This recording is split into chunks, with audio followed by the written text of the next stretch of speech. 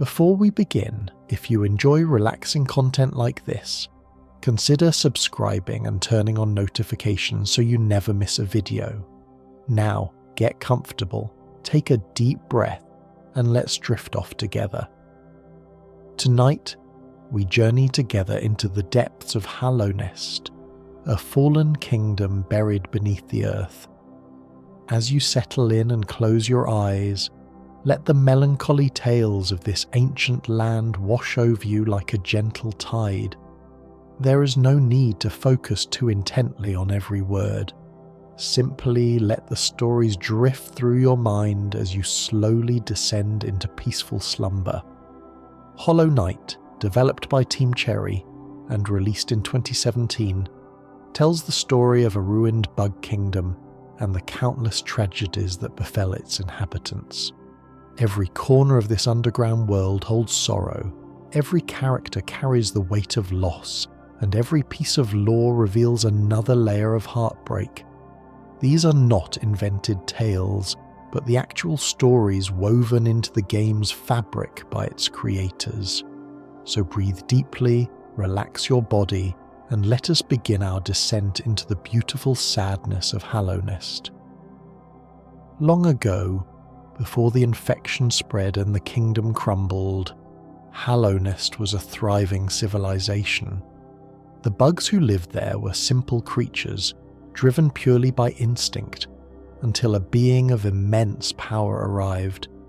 The Pale King, a worm who shed his old form to take on a smaller shape, brought the gift of mind to the bugs of Hallownest. This gift of sentience was both a blessing and a curse. The bugs could now think, create, build, and dream. They constructed magnificent cities, developed arts and culture, and worshipped the Pale King as their god. But with consciousness came the capacity for suffering, for grief, for existential dread. The Pale King knew this. In the game's lore, found through item descriptions and environmental storytelling, we learn that he understood the weight of what he had given his subjects. Yet he proceeded anyway, building his kingdom on the foundation of awakened minds.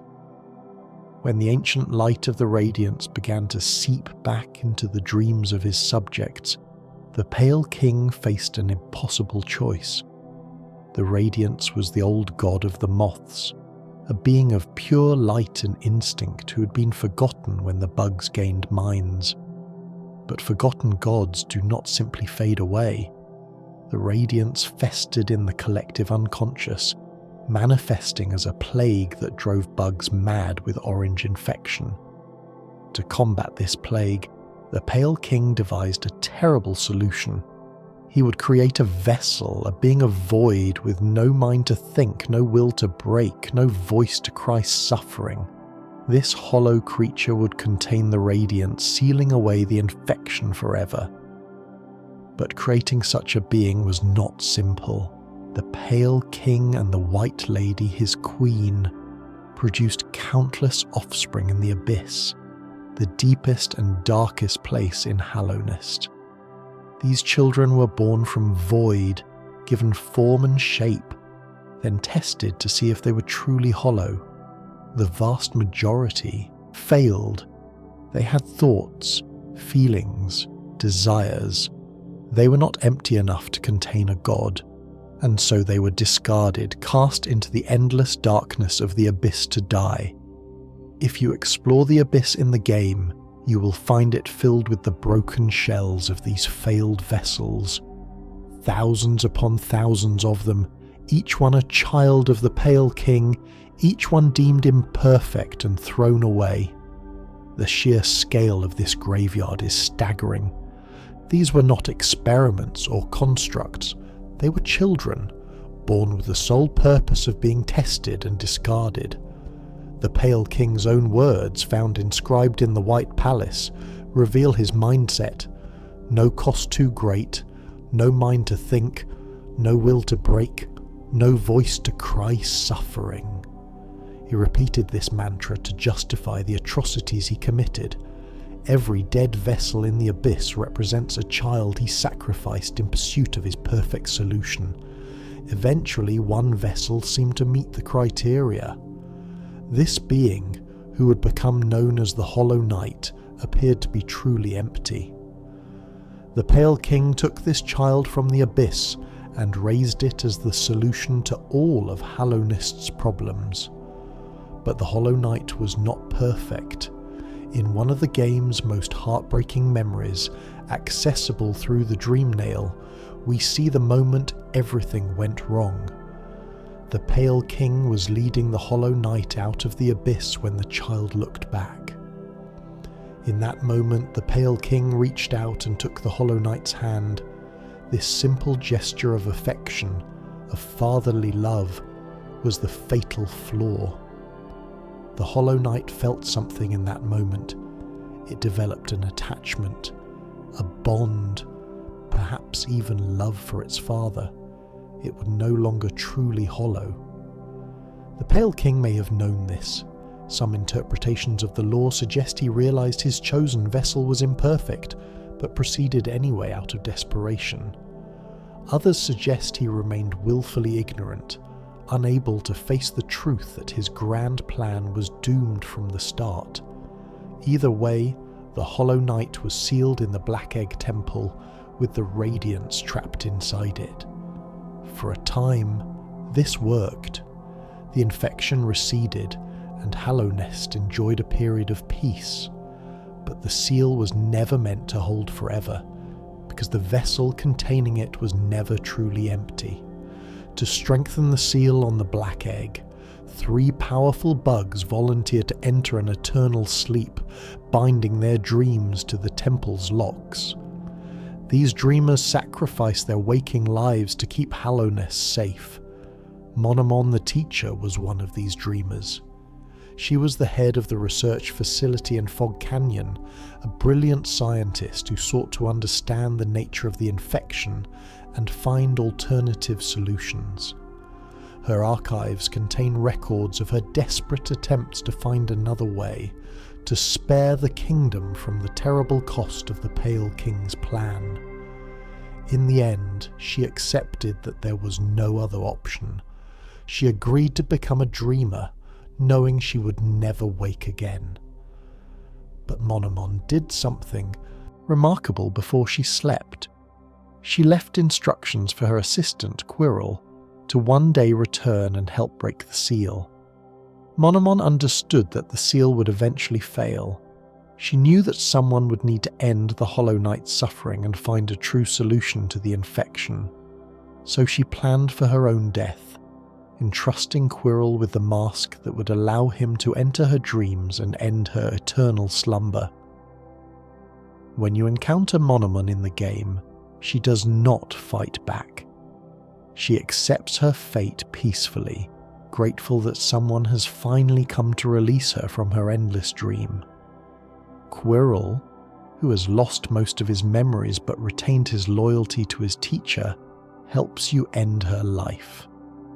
The grief in this moment is palpable, even though Quirrel cannot fully remember why he feels such profound loss. Lurien was the protector of the City of Tears, Hallownest's capital. He spent his life watching over the city from his spire, devoted entirely to the Pale King and the kingdom he served.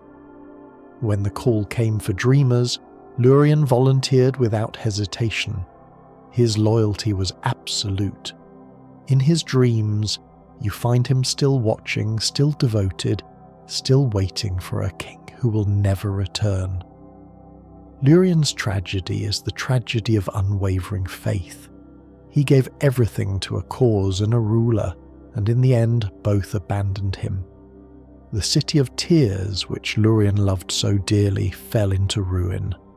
Its citizens either fled, died, or succumbed to the infection. The eternal rain that falls in the city, created by the lake above, seems to weep for what was lost. Lurien sleeps on, dreaming of a city that no longer exists, serving a king who has long since vanished. Perhaps the most tragic of the dreamers is Hera, queen of the spider tribe in Deepnest. Unlike Monomon and Lurien, Hera did not volunteer out of loyalty or duty. She made a bargain. Hera agreed to become a dreamer in exchange for a child.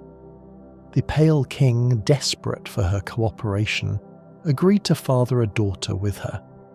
This child was Hornet, one of the few characters in the game who survives to the end. Think about what this means. Hera knew she would fall into an eternal sleep. She knew she would never raise her daughter, never watch her grow, never be a mother in any meaningful sense. Yet she wanted a child so badly that she accepted these terms. Hornet was born and immediately taken from her mother. Hera fell asleep, and Hornet was raised by others, knowing that her mother was alive but unreachable, dreaming forever in the depths of Deepnest. The weight of this sacrifice hangs over Hornet throughout the game. She is the daughter of a bargain, born from a transaction between powers, loved by a mother she could never know. When you kill Hera to break the seal, you are ending the life of a mother who gave up everything for a child she barely held. The spiders of Deepnest, who revered their queen, are left without their leader, and Hornet loses any hope of ever truly knowing her mother. In the ancient basin, you encounter a boss called the Broken Vessel. This creature is another child of the Pale King, a sibling to the player character and the Hollow Knight. Unlike the Chosen Vessel, this one was left behind in the abyss to die, but it didn't die immediately. It climbed, struggled, and eventually escaped the abyss on its own. It made it all the way to the ancient basin before finally succumbing. Its body lay there, empty and forgotten, until the infection found it. The Broken Vessel you fight is a corpse animated by the Orange Plague. It moves erratically, leaking infection, clearly in agony. This was a child who fought so hard to survive, who refused to accept its fate, only to end up as a puppet for the very plague its siblings were created to stop. After you defeat the Broken Vessel, you can return with the Dream Nail to face its spirit. The Lost Kin, as it's called in this form, is even more tragic. Freed from the infection, it fights with desperate fury, as if trying to prove that it was worthy, that it should have been chosen instead of the Hollow Knight. The Lost Kin's dream dialogue is simply silence. It has no words, no voice, no way to express the pain of being abandoned, forgotten, and ultimately destroyed. It is one of the most heartbreaking encounters in the game. In the Crystal Peak mines, you meet a cheerful bug named Myla. She's a miner who loves to sing while she works, and her little song about burying the night is one of the game's most memorable moments. Myla is friendly, innocent, and seemingly untouched by the horrors plaguing the rest of Hallownest. But if you return to Myla later in the game, you find that she has changed. The infection has taken hold of her. Her eyes glow orange, and she no longer recognizes you. She attacks on sight, still humming fragments of her song, but now twisted and wrong. You have no choice but to kill her. There is no cure, no way to save Myla from the infection. The game forces you to destroy one of the few genuinely kind characters you meet, and it offers no comfort or resolution. Myla simply dies, another victim of a plague that consumes everything it touches. What makes Myla's fate especially cruel is that she was so close to the surface. She was mining crystals, doing honest work, singing her songs. She wasn't involved in the grand conflicts of kings and gods. She was just a bug trying to live her life, and the infection took her anyway. In the Green Path area, you can find a Moss Knight kneeling before a stone tablet.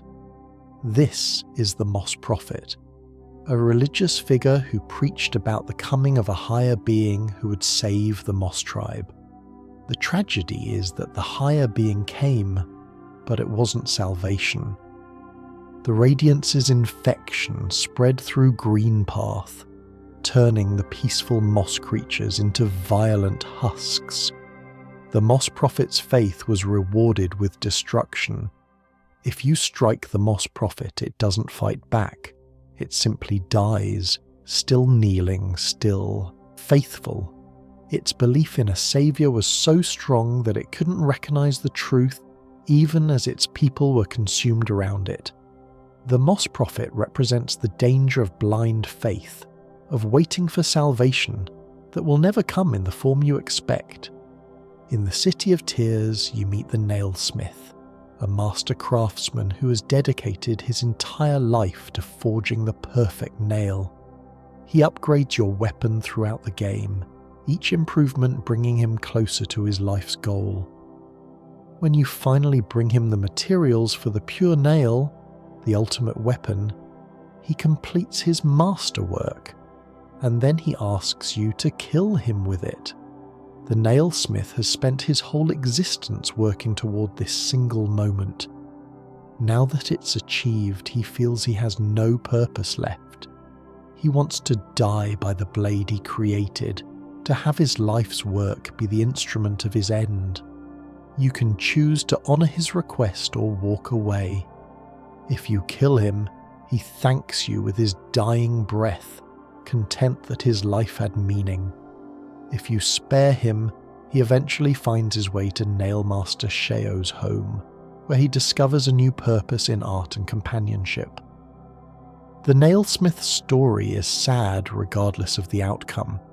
Either he dies believing that his only value was his craft, or he nearly dies believing that, saved only by your refusal to enable his despair, his entire identity was wrapped up in his work, and when that work was complete, he couldn't imagine a reason to continue living.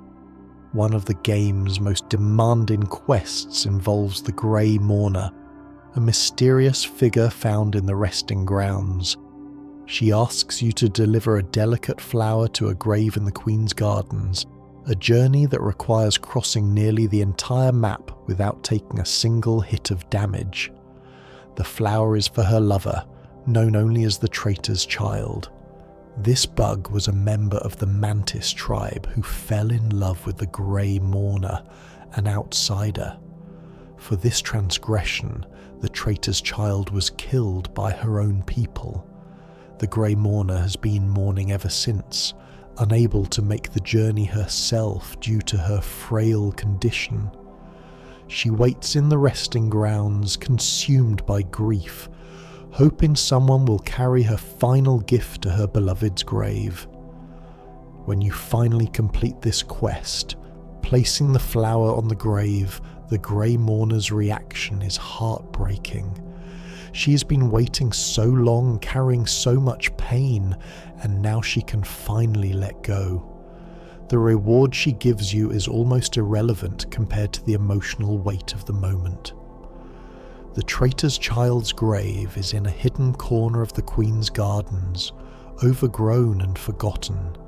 She was killed for love, buried in obscurity, and remembered only by the one who loved her back. The Grey Mourner's devotion, spanning what must be years of waiting, is both beautiful and devastating. Cloth is a warrior you meet several times throughout your journey. She's searching for a glorious battle, a worthy death that will give meaning to her life. Her cheerful demeanour masks a deep sadness, a longing for something she can't quite articulate. If you encounter Cloth in certain areas and help her along the way, she will appear during the battle against the Traitor Lord in the Queen's Gardens. In this fight, Cloth finally finds what she was looking for. She sacrifices herself to help you defeat the boss, dying in combat as she always wanted. But here's the heartbreaking part. If you defeat the Traitor Lord before meeting Cloth in the right places, she survives. You can find her later in Dirtmouth, alive but unfulfilled. She thanks you for your help but admits that she never found the glorious end she sought. She leaves Hallownest, still searching, still empty. Cloth's story is tragic either way. She either dies finding meaning or lives without it. Her entire existence was defined by a desire for a worthy death, and the game asks you to consider whether that's a healthy way to live. Cloth's cheerfulness was a mask for despair, and a happy ending is dying in battle. The Grimm Troop is a travelling circus that arrives in Hallownest when you light the Nightmare Lantern. Led by Troop Master Grimm, they perform a ritual that has been repeated countless times across countless kingdoms. The ritual involves gathering flames from the fallen kingdom to nurture the Nightmare King's child. When the child is mature enough, it consumes its father, becoming the new Grimm. The troop then moves on to the next dying land, and the cycle continues. Grimm knows his fate. He has always known. Every Grimm before him knew. They raise their replacement, nurture it with the flames of tragedy, and then die so the cycle can continue. There is no escape, no alternative, no hope of breaking free. The Grimm child you raise throughout the ritual is innocent, unaware that it will one day consume you just as you consumed your father. The cycle of violence and sacrifice is presented as beautiful, as art, as necessary. But underneath the pageantry is an endless loop of patricide and rebirth, a family defined by destruction. You can choose to banish the Grimm Troop instead of completing the ritual, but this doesn't break the cycle. It merely delays it. The troop will find another kingdom, another flame, another chance to continue their eternal performance. The Nightmare Heart beats on, demanding its due. The Mantis tribe is one of the few groups in Hallownest that successfully resisted the infection. Through sheer discipline and isolation, they kept the plague at bay, maintaining their society while the rest of the kingdom crumbled. But this survival came at a terrible cost. The mantises sealed themselves in their village, cutting off contact with the outside world. They killed anyone who showed signs of infection, including their own people. They became so focused on purity and strength that they lost their compassion. The Mantis Lords, the three rulers of the tribe, test you in combat when you enter their territory. If you prove yourself worthy, they bow to you in respect, a rare honour in a game filled with hostility. But this respect is earned through violence, through proving you can kill as efficiently as they can. The Mantis' survival is admirable, but their society is built on rigid hierarchy and the constant threat of death. The weak are culled, the infected are destroyed, and outsiders are attacked on sight. They endured where others fell, but they lost something essential in the process. Not all mantises accepted the tribe's isolation. The traitor lord, once a respected member of the tribe, chose to embrace the infection. He believed it offered power, transcendence, something beyond the rigid confines of mantis society. He was exiled for this choice, cast out to the Queen's Gardens where he built his own domain. The infection did give him power, transforming him into a massive, deadly creature, but it also consumed his mind, leaving him a slave to the Radiance's will. The Traitor Lord's daughter, the traitor's child mentioned earlier, was killed for falling in love with an outsider. Some interpretations suggest the Traitor Lord's rebellion was partly motivated by grief over his daughter's death, a rejection of the society that murdered his child. If this is true, the Traitor Lord's story becomes even more tragic. He lost his daughter to the tribe's rigid rules, turned to the infection in his despair, and became a monster. His rebellion against Mantis society led him to become everything they feared, proving their prejudices right, even as he tried to escape them. The City of Tears is Hallownest's capital, a magnificent metropolis built beneath a vast underground lake. The city's most distinctive feature is the constant rain that falls from the cavern ceiling, water seeping through from the blue lake above. This rain gives the city its melancholy atmosphere, but it also serves as a constant reminder of what was lost. The City of Tears was once the heart of a thriving civilization. Bugs from all over Hallownest came here to live, work, and worship the Pale King. The architecture is grand, the streets are wide, and the buildings speak of prosperity and pride. Now the city is empty. The rain falls on abandoned streets, echoing through hollow buildings. The few inhabitants who remain are either infected husks or isolated survivors, cut off from each other by the dangers that lurk around every corner. The Soul Sanctum, a research facility in the city, contains some of the darkest secrets of Hallownest's fall. Here, scholars experimented with soul, the life essence of bugs, trying to find a cure for the infection. Their experiments failed, and worse, they discovered that concentrated soul could temporarily hold back the plague, but drove its users mad. The Soul Master, leader of the Sanctum, became obsessed with his research. He sacrificed countless bugs in his experiments, draining their soul in pursuit of immortality and power. The Sanctum is filled with the bodies of his victims, bugs who came seeking help and found only death. In a hidden corner of the City of Tears, you can find the Pleasure House, an establishment that once catered to the city's elite. Now it's abandoned, its halls empty, its purpose forgotten. Inside you find Marissa, a ghost who was once a famous singer. She performs for an empty room, her audience long dead or fled, her voice echoing through the abandoned building. Marissa doesn't seem to realise that everyone is gone. She sings on, waiting for applause that will never come. You can sit and listen to Marissa's song, a haunting melody that speaks of loss and longing. Or you can use the dream nail to end her existence, freeing her spirit but silencing her voice forever. Neither choice feels right. Marissa is trapped in a loop of performance, but at least she has her music. Taking that away seems cruel, even if it's meant as mercy.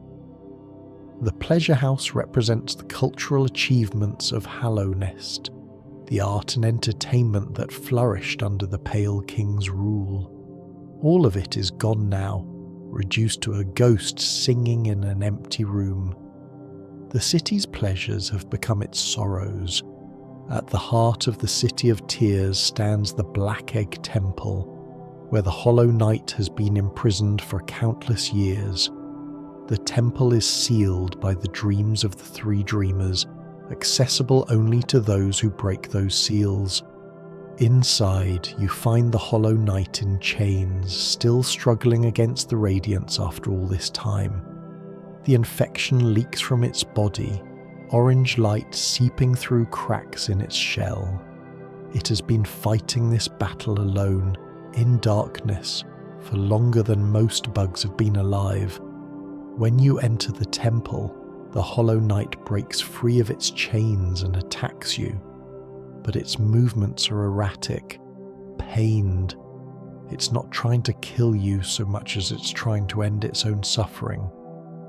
At several points during the fight, the Hollow Knight stabs itself, trying to destroy the infection within even at the cost of its own life. This is a being that was created to be empty, raised to be a container, and sealed away to suffer for eternity. It never asked for this fate. It was a child chosen by its father, given a burden no one should have to bear, and it has been bearing it alone in agony for generations. The Hollow Knight's fight is not a battle against an enemy. It's a mercy killing, an end to suffering that has gone on far too long. When you finally defeat it, there's no triumph, only relief that its pain is finally over. The Abyss is the deepest point in Hallownest, a place of absolute darkness where the void pools like black water. This is where the Pale King and White Lady created their vessels, and this is where thousands of those vessels died. When you descend into the Abyss, the atmosphere changes. The music fades, replaced by an oppressive silence. The darkness is so complete that you can barely see, and everywhere are the shells of dead vessels. They cling to the walls, pile on the floors, float in the void sea. Each one was a child, born with purpose, tested and found wanting. The scale of the tragedy is almost incomprehensible. The Pale King didn't sacrifice dozens of children, or even hundreds. He sacrificed thousands, possibly tens of thousands, all in pursuit of his perfect hollow vessel. At the bottom of the Abyss, you find the birthplace, the exact location where the vessels were created. Here, you can witness a memory of the past, seeing the Pale King lead the chosen Hollow Knight away while the other vessels reach up desperately, trying to follow, trying to be chosen. The player character was one of those left behind. You climbed out of the Abyss somehow, escaped Hallownest and eventually returned. Your entire journey through the game is a homecoming of sorts, a return to the place where you were born and abandoned. Every time you die in Hollow Knight, you leave behind a shade, a dark reflection of yourself that holds your collected geo and soul. This shade is not just a game mechanic, it's a piece of your void essence, a fragment of what you truly are. The vessels are beings of void given form.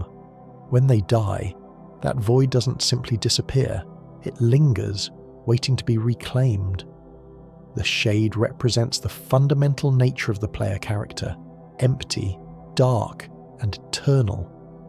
In the Abyss, you can find the Shade Cloak, an ability that lets you dash through enemies and obstacles.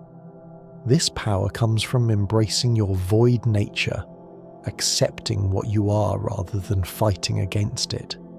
The vessels were created from void, and void is their true strength.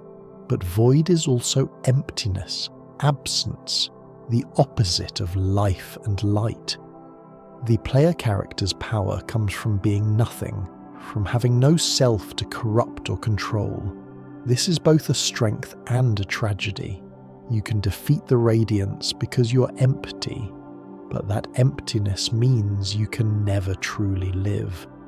In the game's secret ending, achieved by collecting all the void-related items and completing certain requirements, you become the Lord of Shades. This transformation unites all the void in Hallownest, including the spirits of your dead siblings, into a single entity of immense power. As the Lord of Shades, you don't just defeat the Radiance, you consume her utterly, dragging her into the void and destroying her forever. This is the only ending where the infection is truly cured, where Hallownest has a chance to recover. But consider what this means. To save the kingdom, you must become a god of emptiness, a being of pure void that absorbs even other gods. The Lord of Shades is not a hero in any traditional sense. It's an entity of annihilation, defined by what it destroys rather than what it creates. Your siblings, the thousands of vessels who died in the Abyss, become part of this entity. Their suffering, their abandonment, their deaths, all contribute to the power that finally ends the Radiance. In a sense, they get their revenge on the God who caused their creation and the Father who discarded them. But they don't get to live. They become part of something greater, losing whatever individual identity they might have had. The White Lady is the Pale King's queen, a massive root-like being who helped create the vessels. She now lives in isolation in the Queen's gardens, bound by her own roots, unable or unwilling to move.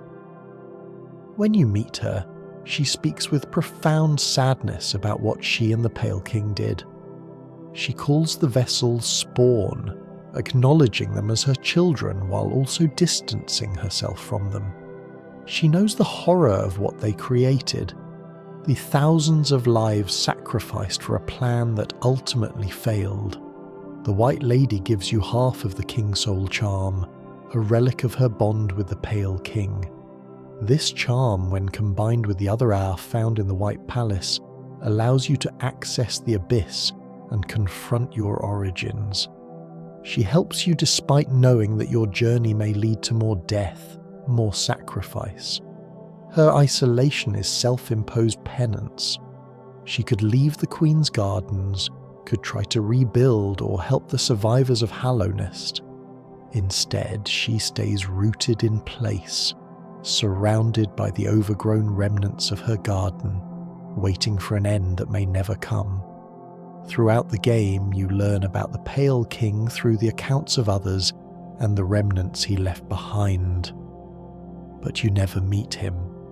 By the time you arrive in Hallownest, the Pale King has vanished. His fate is revealed in the White Palace, a dream realm accessible through a King Soul-enhanced corpse in the palace grounds. Here, you navigate a brutal platforming challenge filled with saw blades and spikes, a gauntlet that seems designed to test and torment. At the end of the White Palace, you find the Pale King's body, slumped on his throne, dead. Around him are the bodies of his king's moulds, the constructs that served as his guards. It appears that the Pale King died alone, abandoned even by his creations, in a realm of his own making. How did he die? The game doesn't say explicitly. Some theories suggest he took his own life when he realized his plan had failed. Others propose that the void itself turned against him, that his own children's spirits came for revenge. Whatever the cause, the Pale King's end was lonely and pathetic, a far cry from the godlike figure his subjects worshipped. The Pale King created a kingdom, gave consciousness to countless bugs, fathered thousands of children, and sacrificed most of them for a plan that didn't work. In the end, he died alone, unmourned, his body left to rot in a dream. His legacy is a ruined kingdom, a suffering child, and an infection that continues to spread. Quirrel is one of the most beloved characters in Hollow Knight, a friendly bug you encounter multiple times throughout your journey. He's an explorer like you, travelling through Hallownest's ruins with curiosity and wonder. But Quirrel's story is more complex than it first appears. He was Monomon's assistant, entrusted with her mask and the mission to one day return and help break the seal. However, the mask's power affected his memory. By the time you meet him, Quirrel has forgotten most of his past, including his relationship with Monomon. Despite this amnesia, Quirrel is drawn to certain places, guided by instincts he doesn't understand. He appears at the Blue Lake, at the Archives, at the City of Tears, always seeming to know more than he consciously remembers. His journey parallels yours, two travellers exploring a dead kingdom, seeking answers to questions they can barely articulate. When you finally reach Monomon's chamber, Quirrel is there. He helps you break the seal, ending his teacher's eternal sleep. In this moment, some of his memories return.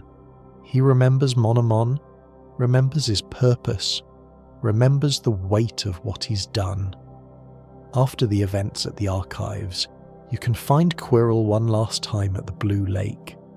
He's sitting at the water's edge, his nail beside him, looking out at the vast underground sea. Quirrel speaks of his journey, of the wonders he's seen and the peace he's found. He thanks you for your companionship, for the moments you shared along the way, and then he says goodbye. If you leave and return to the Blue Lake, Quirrel is gone. Only his nail remains, stuck in the ground at the water's edge. The implication is clear. Quirrel walked into the lake and didn't come back. Whether this was suicide, a peaceful passing, or something else entirely is left ambiguous, but the emotional impact is undeniable. Quirrel, the friendly face in a hostile world, the companion who made the journey less lonely, is gone. His nail stands as a memorial, a reminder of the bug who explored Hallownest with wonder and left it with acceptance. Quirrel's ending is one of the saddest in the game because it's so quiet.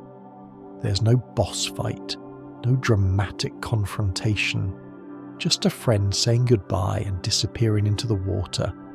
The Blue Lake, once a place of beauty, becomes a grave. Hornet is the child of the Pale King and Hera the Beast, born from a political bargain. She is technically a princess of Hallownest, heir to Deepnest, and the only known offspring of the Pale King who wasn't a vessel. This heritage gives Hornet a unique perspective on the kingdom's fall. She watched Hallownest crumble, saw her father's plan fail, lost her mother to an eternal sleep. She is one of the few characters who understands the full scope of the tragedy, who knows the truth about the vessels and the Radiance. Throughout the game, Hornet tests you, challenges you, and eventually helps you. She recognizes you as one of her siblings, a vessel who escaped the abyss. Her attitude toward you is complex, mixing suspicion with something like familial concern. Hornet calls you Little Ghost, a term of endearment that acknowledges your nature. You're a ghost in multiple senses, a spirit of the void, a remnant of a failed experiment, a shadow of what you might have been. Hornet sees this and accepts it, treating you as family despite everything. Unlike the vessels, who are referred to with it pronouns and described as genderless, Hornet is explicitly female. This distinction matters because it highlights what the vessels lack. Hornet has an identity, a gender, a self. The vessels were created to have none of these things. Hornet's existence proves that the Pale King could have children who were complete beings, who had minds and wills and voices. He chose not to. He specifically created the vessels to be empty, to lack everything that makes a person a person. Hornet is living proof of what her siblings were denied. This adds another layer to Hornet's relationship with the player character. She is what you could have been, if you had been born differently. She has the life, the identity, the future that was stolen from you before you even existed. And she knows it. By the time you arrive in Hallownest, Hornet has taken on the role of protector. She guards the paths to the Black Egg, tests those who would challenge the seal, and tries to ensure that only the worthy can attempt to end the infection. This is a heavy burden for anyone, let alone someone who has already lost so much. Hornet's mother sleeps eternally, her father is dead, her kingdom is in ruins. She has no allies, no support, no hope of victory. Yet she continues to fight, to protect, to endure. In the game's sequel, Hollow Knight, Silksong Hornet will be the playable character. Her story continues beyond the fall of Hallownest, suggesting that she survives the events of the first game. But survival is not the same as happiness. Hornet carries the weight of her family's sins, her kingdom's fall, and her own impossible choices. She endures, but at what cost? The infection in Hollow Knight is not just a disease. It's the manifestation of a forgotten god's rage. the Radiance's attempt to reclaim the minds that were stolen from her. Every infected bug is a victim twice over, first of the Pale King's gift of consciousness, then of the Radiance's corruption. When you use the Dream Nail on infected enemies, you can hear fragments of their thoughts.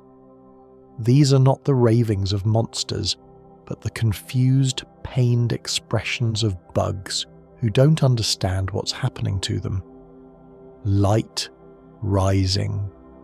Cannot think. It burns. The infection doesn't kill its victims immediately. It takes over their minds gradually, filling their thoughts with light until nothing else remains. The bugs are aware, at least partially, of what's happening to them. They feel themselves slipping away, losing control, becoming something else, and they can't stop it. This slow corruption is arguably worse than death. The infected bugs are trapped in their own bodies, watching as the Radiance uses them as puppets. Some of them, like Myla, retain fragments of their former selves even after the infection takes hold. They're still in there, somewhere, screaming silently as their bodies attack anyone who comes near. The hive is a hidden area in Hallownest, home to a colony of bees who serve their queen with absolute devotion. Unlike most of Hallownest, the hive remained relatively isolated, its inhabitants focused on their own society, rather than the wider kingdom. But the infection found them anyway. The Hive Knight, the Queen's protector, became infected while defending his home. He continues to guard the hive even now, his loyalty overriding even the Radiance's control. When you fight him, he's not attacking you out of malice. He's protecting his queen, the only purpose he's ever known. The Hive Queen herself, Vesper, is dead by the time you arrive. Her body lies in the heart of the hive, surrounded by her loyal subjects. The bees continue their routines, gathering honey, defending their home as if nothing has changed. But everything has changed. Their queen is gone, their night is corrupted, and their isolation couldn't save them. The hive's tragedy is the tragedy of believing you can escape the world's problems by hiding from them. The bees built their own society, followed their own rules, and thought they were safe. The infection proved them wrong. The fungal wastes are home to various mushroom-based creatures, including the mantis tribe on their borders. The fungi here have a unique relationship with the infection, neither fully resistant nor fully susceptible. The fungal core contains some of the strangest and saddest creatures in the game. The Shroomal ogres are massive mushrooms that attack anything that enters their territory, but their dream nail dialogue suggests they're not malicious. They're confused, scared, lashing out at a world they don't understand. The Spore Shroom charm found in this area allows you to release damaging spores when you heal. The description notes that the spores come from the roses of a garden long dead. Even the power-ups in this game are tinged with loss, reminders of beauty that no longer exists. Mr. Mushroom, a strange character who appears in various locations throughout the game, speaks in cryptic prophecies about cycles and endings. His words suggest that Hallownest's fall is not unique, that kingdoms rise and fall in an endless pattern. This cosmic perspective doesn't make the individual tragedies any less painful, but it does place them in a larger context of inevitable decay. Teehee King's molds are constructs created by the Pale King to serve as guards and soldiers. They're made of void, like the vessels, but shaped for a different purpose. Where the vessels were meant to be empty containers, the King's molds were meant to be weapons. These constructs have no will, no personality, no dreams. They exist only to serve, to protect, to kill. When the Pale King died, the King's Molds died with him, their purpose extinguished along with their creator. In the White Palace, you find King's Mold bodies scattered around the Pale King's throne. They fell defending a king who was already dead, or perhaps they simply stopped functioning when he did. Either way, their loyalty was absolute and ultimately meaningless. The King's Molds represent another aspect of the Pale King's cruelty. He created beings specifically to serve him, gave them no choice in the matter, and discarded them when they were no longer useful. They're not even mourned, just obstacles in a platforming challenge, their sacrifice forgotten. The Pale King was served by 5 great knights, legendary warriors who defended Hallownest in its golden age. By the time you arrive, all 5 are either dead, missing, or transformed beyond recognition. Grimm, the Dung Defender, is the only one you can meet in his original form. He's a jovial warrior who guards the waterways, still loyal to a king who abandoned him. Grimm doesn't know the Pale King is dead. He continues his duty, waiting for orders that will never come, defending a kingdom that no longer exists. If you find Grimm's hidden chamber, you can see his shrine to the other knights. He's kept mementos of each of them, honouring their memory even as he waits alone in the sewers. Grimm's loyalty is touching, but also deeply sad. He's the last of his kind, forgotten by history, clinging to a past that everyone else has moved on from. Isma, another of the great knights, left behind only a grove and a tear-shaped charm.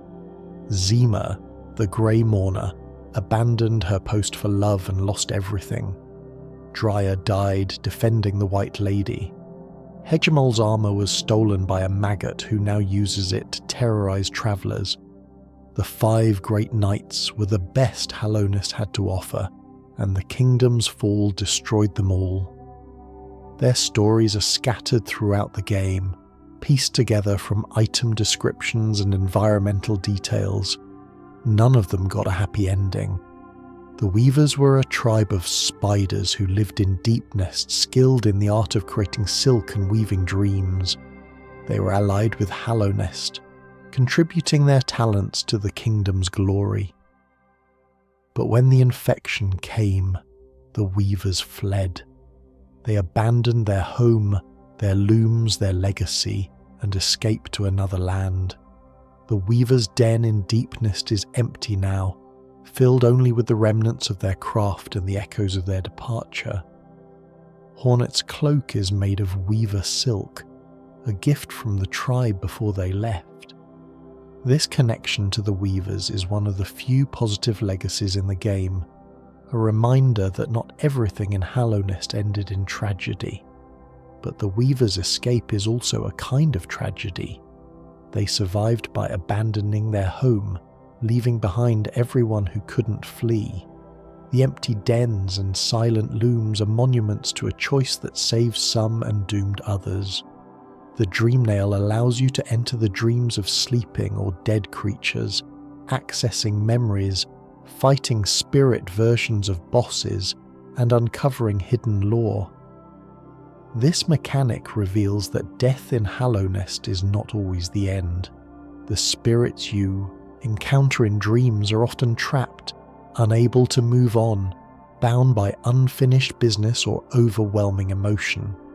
The failed champion, a dream version of the false knight, is consumed by feelings of inadequacy. The lost kin desperately wants to prove its worth. The soul tyrant has become even more obsessed with power in death than in life. These dream battles are not just harder versions of regular bosses, they're glimpses into the psyches of Hallownest's inhabitants, revealing the fears and desires that drove them. The dream realm is a place of raw emotion, where the masks bugs wear in life are stripped away. The seer, an elderly moth who gives you the dream nail, speaks of the dream realm as a place of memory and prophecy. She's one of the last of her kind, the moths who once worshipped the Radiance. Her people forgot their god, and in doing so, doomed Hallownest to the infection. The seer's guilt is palpable. She knows that her tribe's abandonment of the Radiance set everything in motion. If the moths had continued their worship, the Radiance might never have become the vengeful force that destroyed the kingdom. The seer has spent her long life trying to atone, guiding dreamers and preserving what knowledge she can. The Radiance is the true final boss of Hollow Knight, the source of the infection and the forgotten god of the Moth tribe. She is a being of pure light, beautiful and terrible, who once ruled over the bugs of Hallownest before the Pale King arrived. When the Pale King gave the bugs consciousness, they forgot the Radiance. This forgetting was not natural. The Pale King actively suppressed memory of the old god, replacing worship of light with worship of himself. The Radiance was erased from history, her temples abandoned, her followers scattered. But gods do not die simply because they are forgotten. The Radiance survived in the collective unconscious, festering in dreams, growing more angry and more desperate with each passing year. When she finally broke free, her rage manifested as the infection, a plague of light that consumed minds and destroyed everything the Pale King had built. The Radiance is not evil in a simple sense. She's a god who was wronged, who lost everything, who wants only to be remembered. Her methods are horrific, but her motivation is understandable. She was forgotten, and she refuses to accept that fate.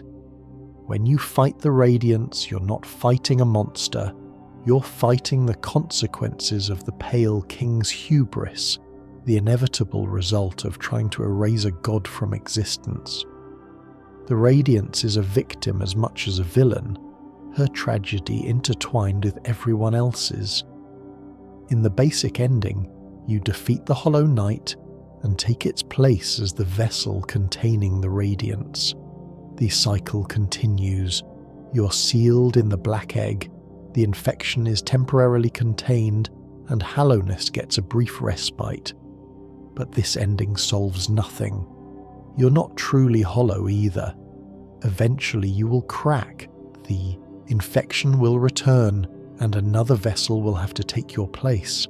The Pale King's plan was always doomed to fail, and this ending proves it. Hornet is sealed in the temple with you, trapped forever as a witness to your suffering. She tried to help, tried to find another way, and in the end she's imprisoned alongside you. Her fate is arguably worse than yours. You at least have a purpose, however terrible. She's just there. If you have the Void Heart but don't meet the requirements for the true ending, you get the sealed siblings ending. This is similar to the basic ending, but with one crucial difference. Hornet is sealed in the temple with you, adding her strength to the seal. This ending is presented as slightly better than the basic one. With Hornet's help, the seal might last longer, but it's still not a solution. The infection is contained, not cured. Hornet sacrifices her freedom, her future, everything, for a temporary fix. The sealed siblings ending is heartbreaking because it shows Hornet's devotion. She could have escaped, could have left Hallownest behind. Instead, she chose to stay, to help, to suffer alongside her sibling. Her loyalty is admirable, but it leads only to imprisonment. The true ending, Dream No More, requires you to have the Void Heart and to challenge the Radiance directly. In this ending, you enter the Hollow Knight's mind, confront the Radiance in the Dream Realm, and destroy her utterly. With the Radiance gone, the infection ends. The Hollow Knight is finally freed from its suffering. Hallownest has a chance to recover, though the damage is immense. This is the closest thing to a happy ending the game offers, but even this ending has its costs. You cease to exist as an individual, your void essence dispersing into the world. The Hollow Knight dies. The dreamers are already dead. The Pale King is dead. The kingdom is in ruins. Victory comes at the cost of almost everything. The final image of the dream, no more ending, shows the Hollow Knight's broken mask, lying in the temple where so much suffering occurred. It's a monument to sacrifice, to the countless lives lost in the fight against the infection. The mask will remain there forever, a reminder of what was lost and what was saved. The secret ending, Embrace the Void, takes the dream no more ending further. By completing the Pantheon of Hallownest in Godhome, you can achieve a version of the ending where you become the Lord of Shades. In this ending, you don't just defeat the Radiance, you consume her, absorbing her light into your void. The Lord of Shades emerges from the Black Egg, a god of darkness born from the union of all the void in Hallownest. This ending is ambiguous. The Lord of Shades is immensely powerful, but what does it want? What will it do? The game doesn't say. The infection is cured, the Radiance is destroyed, but a new god has been born. Whether this is salvation or a different kind of doom is left for the player to decide. The Embrace. The Void ending suggests that the cycle of gods and kingdoms will continue. The Radiance replaced whatever came before her. The Pale King replaced the Radiance. Now the Lord of Shades has replaced them both. In 1,000 years, will another power rise to challenge the Void? The game implies that this is the nature of existence, endless cycles of rise and fall, creation and destruction. Elderbug is the first character you meet in Deepnest, the town above Hallownest. He's an elderly bug who has lived in the town his whole life, watching as it slowly emptied out. Once a thriving community, Deepnest is now nearly abandoned, its residents either dead or fled. Elderbug is too old and too scared to leave. He stays in Deepnest, sitting on his bench, watching the well that leads down to Hallownest. He warns you not to go down there, tells you stories of the bugs who descended and never returned. As you progress through the game, Elderbug's dialogue changes. He comments on the other characters who arrive in Deepnest, expresses concern for your safety, and gradually opens up about his fears and hopes. He's a simple character, but his presence grounds the game in something human. Elderbug's tragedy is the tragedy of being left behind. He's not a warrior or a scholar or a king. He's just an old bug who watched his world fall apart and couldn't do anything to stop it. His bench in Deepnest is a monument to endurance, to the stubborn refusal to give up even when everything seems lost. If you give Elderbug the delicate flower, he's touched beyond words. This small gesture of kindness means everything to him. In a game filled with grand tragedies, Elderbug's story reminds us that small kindnesses matter too. Cornifer is a cartographer who explores Hallownest, mapping its many regions. You can hear him humming before you see him, a cheerful sound in the darkness. He sells you maps of each area, helping you navigate the treacherous terrain. Cornifer's wife, Iselda, runs a shop in Deepnest. She sells mapping supplies and waits for her husband to return from his expeditions. Their relationship is one of the few bright spots in the game, a partnership built on love and mutual support. But even this happy couple is touched by sadness. Iselda worries constantly about Cornifer, knowing that each expedition could be his last. Cornifer pushes deeper into dangerous territory, driven by his passion for mapping. They love each other, but that love is shadowed by the ever-present threat of death. If you buy all of Cornifer's maps, he retires to Dirtmouth permanently. He and Iselda can be found together in their shop, finally reunited. This is one of the few unambiguously happy outcomes in the game, a small victory in a world of loss. Sly is a shopkeeper in Dirtmouth who sells various items and upgrades. He's grumpy, mercenary, and seemingly only interested in profit. But his backstory reveals a more complex character. Sly was once a great nail sage, one of the legendary masters who taught the art of the nail. He trained the 3 nail masters you can find throughout Hallownest, passing on his knowledge to a new generation. But something happened. Sly abandoned his role as a teacher, retreated to Dirtmouth, and became a shopkeeper. The game doesn't explain why, but the implication is that he lost faith in the way of the nail, or perhaps in himself. When you find Sly in the Forgotten Crossroads, he's been infected, reduced to a mindless husk. You can save him by defeating him in combat, breaking the infection's hold. He returns to Dirtmouth with no memory of what happened, resuming his life as a shopkeeper. Sly's story is about the weight of legacy. He was a great master, but greatness wasn't enough to protect him from the infection. His students scattered, his teachings forgotten, his skills reduced to selling trinkets to travellers. Even legends fall in Hallownest. Zote is a self-proclaimed legendary warrior who you encounter multiple times throughout the game. He's arrogant, delusional, and completely incompetent. His nail is made of wood, his precepts are nonsensical, and he constantly gets into trouble that you have to rescue him from. Zote is comic relief, but there's something sad about him too. He genuinely believes he's a great hero, that his adventures matter, that he's making a difference. The reality is that he's a joke, a bug playing at being a warrior while real heroes fight and die around him. If you save Zote repeatedly, he ends up in Dirtmouth, where he regales anyone who'll listen with tales of his exploits. Bretta, a shy bug who also lives in Dirtmouth, becomes infatuated with him, seeing the hero he claims to be rather than the fool he actually is.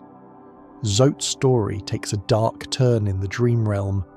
In Bretta's dreams, you can fight Grey Prince Zote, an idealized version of Zote that's actually dangerous. This dream Zote represents Bretta's fantasies, her desperate need to believe in something heroic. When you defeat Grey Prince Zote enough times, Bretta leaves Dirtmouth, her illusions shattered. Zote himself is oblivious to all of this. He continues his delusions, never growing, never learning, never changing.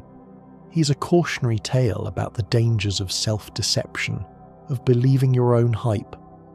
In a kingdom of genuine tragedy, Zote's fake heroism is its own kind of sad. In the ancestral mound, you meet the Snail Shaman, one of the last practitioners of an ancient magical tradition. The Snail Shamans once wielded powerful soul magic, but their order has dwindled to almost nothing. The Snail Shaman teaches you the Vengeful Spirit spell, your first offensive magic ability. He's friendly and helpful, one of the few characters who aids you without ulterior motives. But the Snail Shaman's situation is dire. He's alone in the ancestral mound, surrounded by the infected corpses of his fellow shamans. The magical tradition he represents is dying, its knowledge fading with each passing generation. Throughout Hallownest, you find the bodies of other snail shamans, each one a reminder of what was lost. The snail shaman in the ancestral mound may be the last of his kind, the final keeper of a magical legacy that will die with him. The resting grounds is Hallownest Cemetery, a place where the dead were honoured and remembered. The architecture here is solemn and beautiful, designed to provide peace for both the deceased and those who mourn them. But the resting grounds have been corrupted. The spirits of the dead are restless, attacking anyone who enters. The infection has reached even here, tainting the final rest of Hallownest's citizens. The seer lives in the resting grounds, tending to the spirits as best she can. She's fighting a losing battle, trying to bring peace to souls that have been disturbed by forces beyond her control. The graves in the resting grounds tell stories of their own. Some are elaborate, marking the resting places of important figures. Others are simple, anonymous, forgotten. The democracy of death is on full display here. Kings and commoners alike end up in the ground. Beneath the City of Tears lie the royal waterways, the sewer system that served Hallownest capital. This is where the city's waste was processed, where its unwanted elements were hidden away. The waterways are home to Grimm, the dung defender, who has made this unpleasant place his domain.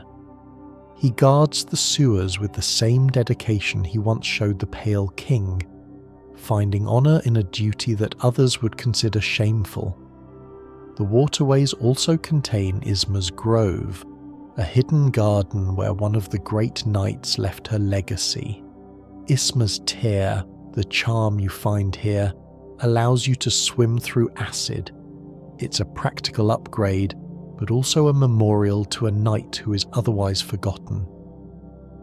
The contrast between the beautiful City of Tears above and the filthy waterways below speaks to Hallownest's nature. The kingdom presented a facade of elegance and culture, but beneath the surface things were much messier. The waterways are where the truth was hidden. At the far reaches of Hallownest lies the kingdom's edge, a desolate area where the kingdom's influence fades into wilderness. This is the border between civilization and the unknown, the place where Hallownest's reach finally ends. The Kingdom's Edge is home to some of the game's most challenging content, including the Colosseum of Fools. This arena, run by a bug known as the Fool, hosts brutal combat tournaments for the entertainment of spectators. The Colosseum represents the darker side of Hallownest's culture. Even in a kingdom of art and learning, there was appetite for blood sport. The Fool profits from violence, and the spectators cheer for death. Civilization, the game suggests, is only a thin veneer over baser instincts. Beyond the Colosseum, you can find the cast-off shell, the massive remains of the Pale King's original worm form. This is where the Pale King shed his old body and took on his smaller shape, the form he would wear as ruler of Hallownest. The cast-off shell is a reminder that the Pale King was not always what he appeared to be. He was something older, something larger, something perhaps more terrible.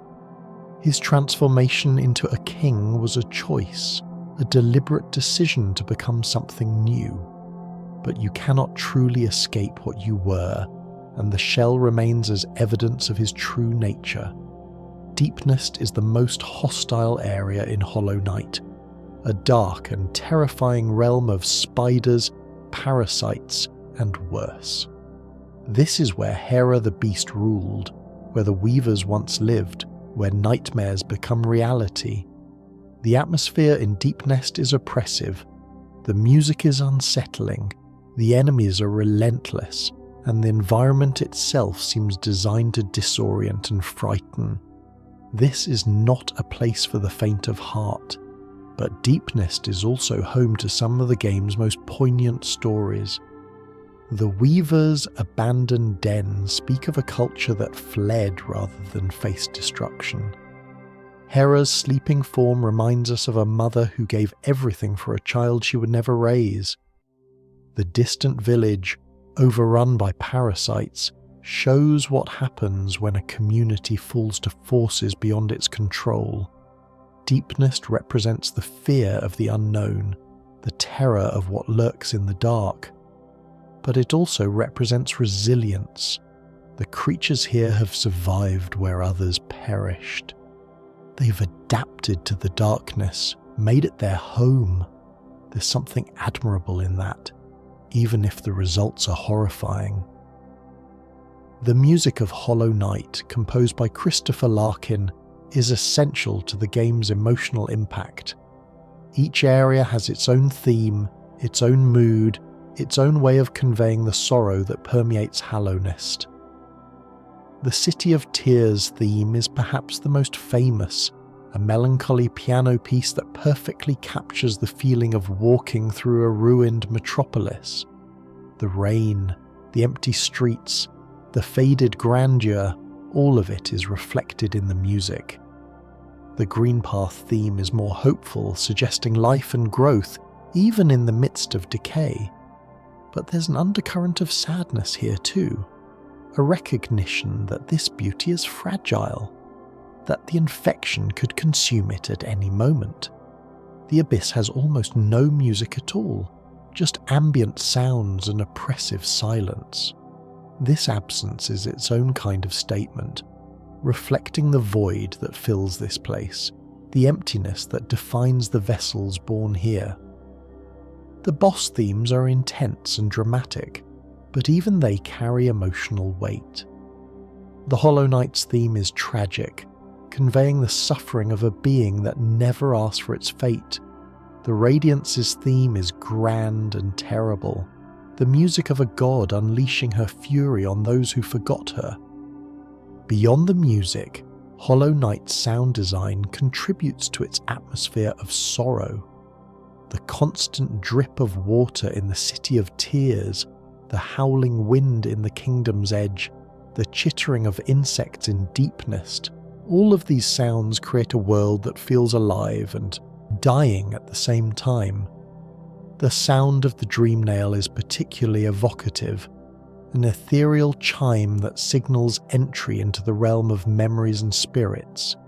This sound becomes associated with revelation, with uncovering the hidden truths of Hallownest's fall. The voice acting, though minimal, is also effective. The bugs of Hallownest speak in a fictional language, their words unintelligible but their emotions clear. You can hear the sadness in Elderbug's voice, the determination in Hornet's, the madness in the infected. Language barriers don't prevent emotional connection. One of Hollow Knight's central themes is the cost of progress. The Pale King brought consciousness to the bugs of Hallownest, elevating them from instinct-driven creatures to thinking beings. But this gift came with a price. Consciousness means the ability to suffer, to fear, to grieve. The bugs of Hallownest gained minds, but they also gained the capacity for existential dread. They could now contemplate their own mortality, question their purpose, feel the weight of loss. The Radiance represents what was lost in this exchange. She was the god of instinct, of unity, of belonging to something greater than yourself. When the bugs gained individual minds, they lost their connection to her. They became separate, alone, vulnerable. The infection is the Radiance's attempt to reclaim what was taken. She offers a return to unity, to the hive mind, to the peace of not having to think. It's a terrible offer, but you can understand why some might accept it. Consciousness is a burden, and the Radiance promises relief. Hollow Knight suggests that the rise and fall of kingdoms is inevitable. The Radiance ruled before the Pale King, something ruled before the Radiance, and something will rule after the Lord of Shades. This cyclical view of history is both comforting and terrifying. Comforting because it means that endings are also beginnings, that destruction makes way for creation. Terrifying because it means that nothing lasts, that every achievement will eventually crumble. The game doesn't offer easy answers about how to break these cycles. The best ending, Dream No More, destroys the Radiance but doesn't guarantee that another threat won't arise. The Embrace the Void ending creates a new god, potentially starting the cycle anew. Perhaps the point is that cycles can't be broken, only navigated. The bugs of Hallownest couldn't prevent their kingdom's fall, but they could choose how to face it. Some fought, some fled, some accepted their fate. The cycle continued regardless, but individual choices still mattered. Sacrifices everywhere in Hollow Knight. The Pale King sacrificed his children. The Dreamers sacrificed their waking lives. The Hollow Knight sacrificed its freedom. The player character sacrifices its existence. The game asks us to consider what makes a sacrifice meaningful. The Pale King's sacrifice of his children was monstrous, driven by desperation and hubris. The Dreamer's sacrifice was noble, a willing choice to protect others. The Hollow Knight's sacrifice was tragic, a burden placed on a child who couldn't consent. The player character's sacrifice, in the true ending, is perhaps the most complex. You choose to destroy yourself to save a kingdom you barely know, filled with bugs who are mostly already dead. Is this heroic or pointless? The game doesn't say. What Hollow Knight does suggest is that sacrifice without love is hollow. The Pale King sacrificed everything but loved nothing, and his plan failed. The Hollow Knight was supposed to be empty, but its moment of connection with its father doomed the seal. Love, it seems, is both the weakness and the strength of conscious beings.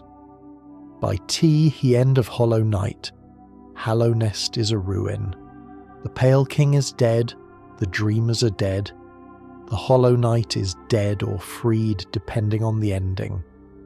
The infection may be cured, but the kingdom that existed before it is gone forever. What remains are fragments.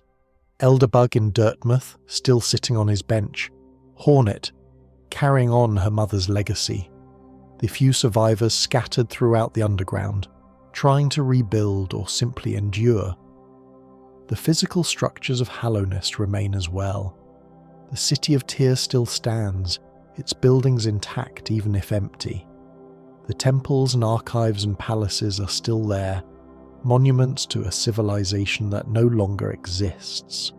Future explorers might find these ruins and wonder what happened here. The game suggests that Hallownest's legacy is not its buildings or its artifacts, but its stories. The tales of the Pale King and the Radiance, of the vessels and the dreamers, of love and sacrifice and loss. These stories survive even when everything else is gone. Hollow Knight. Silksong, the upcoming sequel, will continue the story with Hornet as the protagonist. This suggests that life goes on after Hallownest's fall, that there are other kingdoms, other stories, other tragedies waiting to unfold. Hornet's journey in Silksong will take her to a new land called Farloom, far from the ruins of her homeland. She carries with her the weight of everything that happened in Hallownest, the loss of her mother, the sacrifice of her siblings, the fall of her father's kingdom. The connection between the two games reminds us that endings are not really endings. Hallownest fell, but Hornet survived. The Radiance was destroyed, but other gods exist. The cycle continues, in new forms, in new places, with new characters. This is perhaps the most hopeful message Hollow Knight offers. Even in the face of total destruction, something survives. Life finds a way. Stories continue. The void is not the end. As we near the end of our journey through Hallownest's saddest stories, let us take a moment to reflect on what we've learned. This kingdom, buried beneath the earth, holds countless tragedies. But there is beauty in these tragedies, meaning in the sorrow. The bugs of Hallownest loved and lost, fought and failed, hoped and despaired. They were not so different from us. Their struggles, though fantastical, reflect our own. The fear of being forgotten, the weight of sacrifice, the pain of watching something you love fall apart. Hollow Knight does not offer easy comfort. It does not pretend that everything will be okay, that good always triumphs, that suffering has a purpose. But it does offer something else, the assurance that you're not alone in your sorrow. Every character in Hallownest carries their own burden. Quirrel lost his memories and found peace. Hornet lost her family and found purpose. The Hollow Knight suffered for generations and finally found release. Their stories remind us that sorrow is universal, that everyone struggles, that pain is part of being alive. As you drift towards sleep, let the stories of Hallownest fade into the background.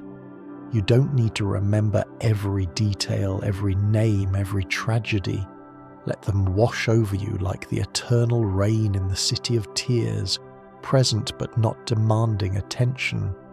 The bugs of Hallownest have found their rest one way or another. The dreamers sleep no more. The Hollow Knight's suffering has ended. The Radiance's rage has been quenched. Even the Pale King, for all his sins, has found the peace of death. You too can find rest. The worries of the day, like the infection that plagued Hallownest, can be set aside. Tomorrow will bring its own challenges, but tonight you can simply be. Empty your mind like a vessel. Let go of thought, of worry, of fear. The void is not something to be afraid of. It is rest, peace, the absence of struggle. The vessels were created to be empty, and in that emptiness they found a kind of freedom. You can find that freedom too, in the quiet moments before sleep. The Pale King was originally a worm, a massive creature of immense power. Worms are described in the game's lore as beings of great age and wisdom, though their true nature remains mysterious. The Pale King chose to shed his worm form and take on a smaller shape, becoming the God King of Hallownest. This transformation was deliberate, a choice to become something new, but the reasons for this choice are never fully explained. Some theories suggest the Pale King foresaw the coming of the infection and transformed to fight it. Others propose he was fleeing something even worse, using Hallownest as a hiding place. The game leaves this ambiguous, allowing players to draw their own conclusions. What is clear is that the Pale King's transformation was not complete. He retained his divine power, his ability to grant consciousness, his connection to the light, but he also retained his worm nature, his coldness, his willingness to sacrifice others for his goals. The cast-off shell in the kingdom's edge is all that remains of the Pale King's original form. It's a massive structure, dwarfing everything around it. Standing before it, you can begin to understand the scale of what the Pale King once was, and what he gave up to become what he became. Soul is the life essence of bugs in Hollow Knight. It can be collected by striking enemies and used to cast spells or heal wounds. The mechanics of Soul are straightforward, but the lore implications are profound. Soul is what separates living bugs from empty husks. It's the spark of consciousness, the energy of thought and feeling. When a bug dies, its soul disperses, returning to the world. The soul sanctum in the City of Tears was dedicated to studying soul, trying to understand its properties and harness its power. The scholars there discovered that concentrated soul could temporarily hold back the infection, but at a terrible cost. The Soul Master, leader of the Sanctum, became obsessed with soul. He believed that by gathering enough of it, He could achieve immortality, transcendence, godhood. He sacrificed countless bugs in his experiments, draining their soul to fuel his ambitions. The Soul Master's fate is a warning about the dangers of pursuing power without wisdom. He achieved a kind of immortality, but lost his sanity in the process. His spirit lingers in the sanctum, still hungry for soul, still convinced that the next experiment will finally succeed. The void is the primordial darkness that exists beneath Hallownest, pooling in the abyss like black water. It is the opposite of light, the absence of everything, the ultimate emptiness. The Pale King used the void to create the vessels, shaping it into forms that could contain the Radiance. But the void is not simply a tool. It has its own nature, its own will, its own agenda. The void heart, which you can obtain in the abyss, represents unity with the void. By accepting your nature as a being of darkness, you gain the power to challenge the Radiance directly. The void recognizes you as its own, lending you its strength. In the Embrace the Void ending, you become the Lord of Shades, a god of darkness that consumes the Radiance utterly. This transformation suggests that the void has been waiting for this moment, that it has its own plans for the world. The relationship between light and void is central to Hollow Knight's cosmology. They are opposites, but also complements. The Radiance is pure light, the Lord of Shades is pure void. Between them, they represent the fundamental forces of existence. The Moth tribe were the original worshippers of the Radiance, serving her since before recorded history.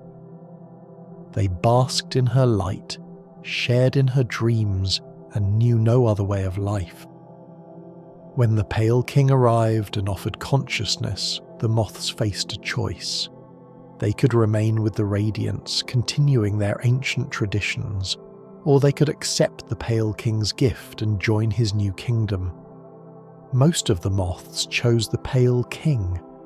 They abandoned the Radiance, forgot her name, and embraced their new individual identities. Only a few, like the Seer, remembered the old ways. This betrayal is what drove the Radiance mad. She was not just forgotten by strangers, but abandoned by her own children. The Moths, who had worshipped her for eons, turned their backs on her for a newcomer's promises. The Seer carries the guilt of her tribe's betrayal. She knows that if the Moths had remained faithful, the infection might never have happened. The Radiance's rage was born from abandonment, and the Moths were the ones who abandoned her. Godhome is a dream realm accessible through the God-Seeker, a strange bug found in the royal waterways. This realm is dedicated to the worship of gods, containing challenges that test your combat skills against increasingly powerful foes. The God-Seeker comes from a distant land, seeking gods worthy of worship. She found Hallownest and its many powerful beings, and created Godhome as a place to honour them. But the God-Seeker's worship is not benevolent. She seeks to attune to the most powerful god, to become one with divinity. Her ultimate goal is to find and worship the absolute radiance, the purest form of the light god.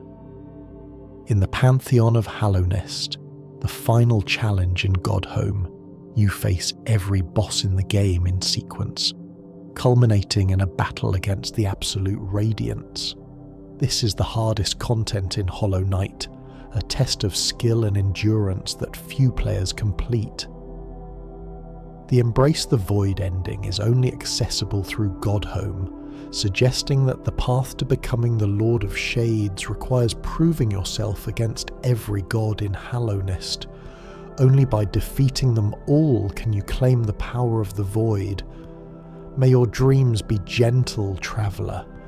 May you find in sleep the peace that eluded so many in Hallownest. May you wake refreshed, ready to face whatever challenges await. The stories of Hollow Knight will be here when you return. The kingdom beneath the earth will wait, patient and eternal, for your next visit. But for now, let it go. Let the sorrow fade. Let the darkness embrace you, not as a threat, but as a comfort. Sleep well, little ghost. The night is long, but it will not last forever, and when you wake, the world will still be here, waiting for you to explore it. Good night,